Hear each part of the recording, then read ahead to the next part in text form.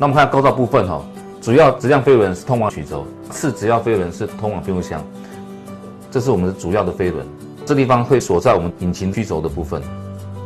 在我们外面这个地方是通往变速箱部分，所以说这个面是锁在靠近曲轴，然后这个面是靠近变速箱的部分。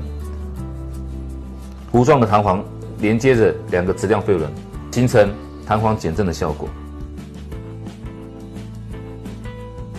动力传输的示意的部分，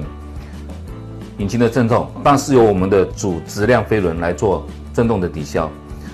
变速箱产生的震动，然后是由我们的次质量飞轮来做震动的抑制。主质量飞轮与次质量飞轮还有我们离心式钟摆的振荡器结合之后，会产生反相位的震动，抵消后的震动，然后再传到变速箱。也就是说，今天这个系统最主要是让我们的引擎的震动能够降到最低。在怠速部分的时候，感觉到车身的抖动会比较小。新的质量飞轮你拿到的时候，你在转动会听到一些异音，这时候是正常的，因为本身它里面有个浮动的轴承。双质量飞轮故障的时候，引擎在怠速的时候，你会听到啦啦啦、扣扣扣扣扣的声音，这表示双质量飞轮的一些钟摆器可能会有杂音，所以这时候你需要做更换的动作。